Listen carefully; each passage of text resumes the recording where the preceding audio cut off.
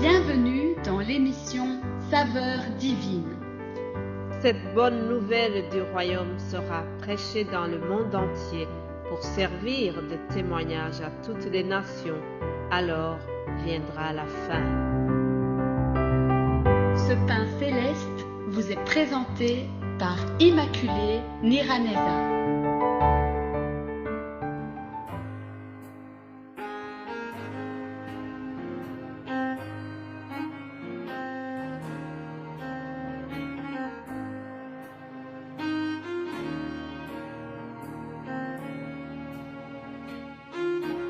Shalom, shalom, bien-aimés qui suivent l'émission Saveurs divines, que la paix de Christ soit avec vous.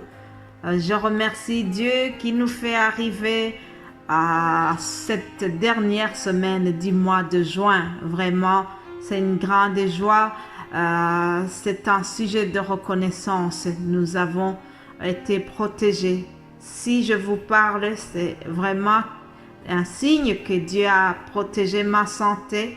Et que vous aussi, si vous arrivez à m'écouter, c'est un signe que nous allons tous bien. Alors, pour ces 6 mois qui viennent de s'écouler, rendre grâce à Dieu pour sa protection. Alléluia. Et pour continuer ce message, je voudrais vous partager ces paroles que nous trouvons dans Philippiens chapitre 1 au verset 3. Je dis ceci.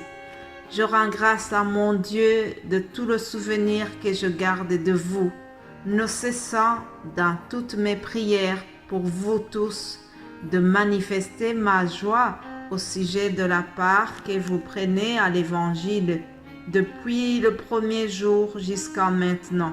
Je suis persuadée que celui qui a commencé en vous cette bonne œuvre la rendra parfaite pour le jour de Jésus-Christ.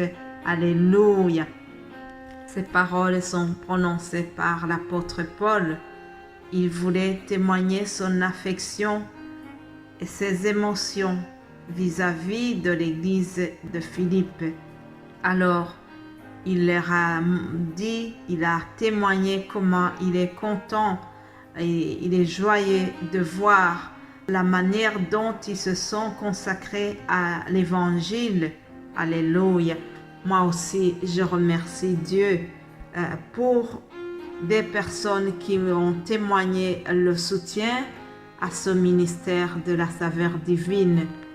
J'ai la joie de savoir qu'il y a des gens qui sont édifiés par les messages que nous vous partageons. Je constate que beaucoup de gens prennent le goût à l'évangile et ça nous fait vraiment plaisir d'écouter des témoignages des cœurs qui ont été restaurés grâce à l'enseignement que vous avez ici à la saveur divine et ailleurs, là où le message de Dieu est prêché. Alléluia. Mon plus grand souhait pour vous, c'est que ensemble nous puissions grandir dans la connaissance des Écritures. Et comme dit l'apôtre Paul, je suis sûre et certaine, je suis persuadée que Jésus-Christ qui a commencé ce ministère, saveur divine, il va le faire prospérer, il va le faire grandir et il le rendra parfait pour sa gloire. Alléluia.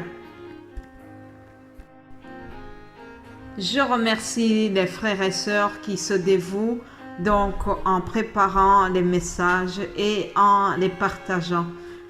Ça vous paraît très court, mais je vous dis vraiment que la préparation est très longue. Merci à vous tous pour donner de votre temps afin que le message de l'Évangile soit partagé et enseigné aux frères et sœurs. Je remercie également les partenaires de la prière. Tous les lundis, nous prenons du temps pour prier pour vous, prier pour la parole de Dieu que nous prêchons. Et nous prions aussi pour vous tous, pour des différents sujets. Alors, si tu aimes la prière, si tu as compris l'importance et l'efficacité de la prière, tu peux te joindre à nous le lundi, même si on n'est pas ensemble physiquement, mais nous pouvons, par l'esprit, nous pouvons être en union de prière et Dieu va faire de grandes choses. La prière est d'une grande efficacité. Alléluia.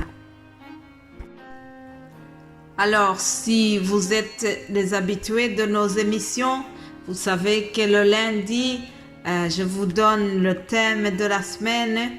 Et cette semaine, nous allons continuer dans le livre des Actes des Apôtres en parlant non pas des miracles, non pas des guérisons, mais en parlant d'un sujet qui est moins joyeux, c'est-à-dire la persécution de l'Église. Ah, chers amis, Jésus-Christ a été très, très sincère.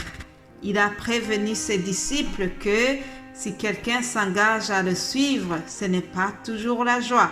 Lisons ce qu'il a dit dans Matthieu 16, 24. Il a dit ceci: « Si quelqu'un veut venir après moi, qu'il renonce à lui-même, qu'il se charge de sa croix et qu'il me suive. Car celui qui voudra sauver sa vie la perdra, mais celui qui la perdra à cause de moi la trouvera. » Ce sont les paroles du Seigneur en s'adressant à ses disciples. Il faisait allusion aux difficultés, à la persécution qui les attendait. Il les a prévenus.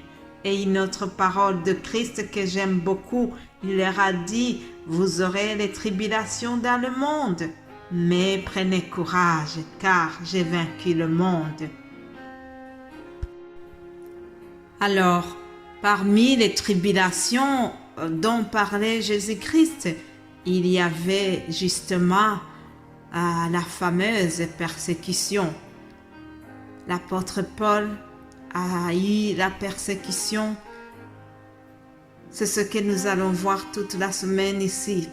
Dans le chapitre 17, 18 et 19 des Actes des Apôtres, nous voyons ce qu'on appelle le cycle de Paul.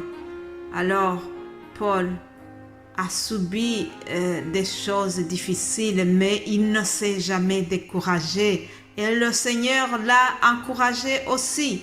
Ah, j'aime beaucoup la parole de notre Seigneur s'adressant à Paul dans Acte 18 au verset 9. Le Seigneur dit à Paul en vision pendant la nuit: « Ne crains point, mais parle, ne te tais point, car je suis avec toi, et personne ne mettra la main sur toi pour te faire du mal. Parle, car j'ai un peuple nombreux dans cette ville. » Alléluia. Chers amis, le message de la foi en Jésus-Christ a dérangé beaucoup les chefs religieux de l'époque. Et à Corinthe, ça a été la même chose. Dans la ville de Corinthe, l'enseignement de Paul n'était pas bien reçu. Mais nous voyons Jésus-Christ qui l'a encouragé au moyen d'une vision. Il l'a encouragé comme il l'avait promis.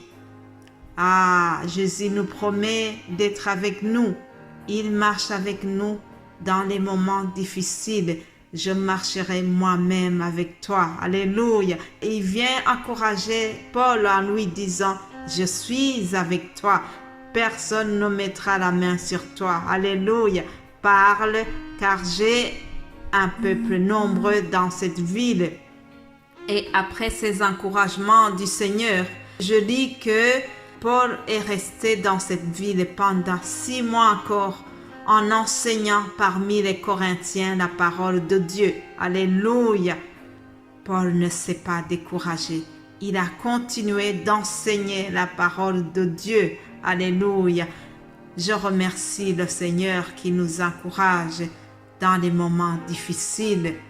Ne nous décourageons pas, chers amis.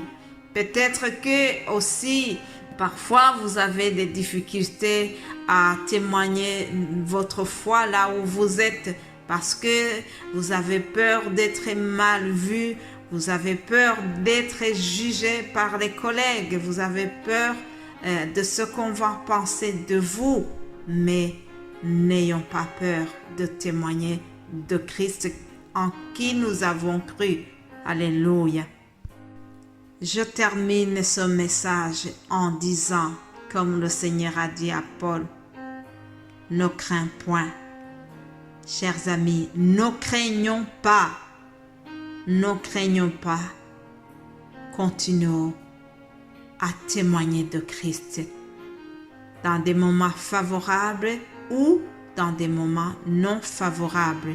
Voilà ma prière pour vous et pour moi-même. Je vais continuer demain. Passez une excellente journée. Amen.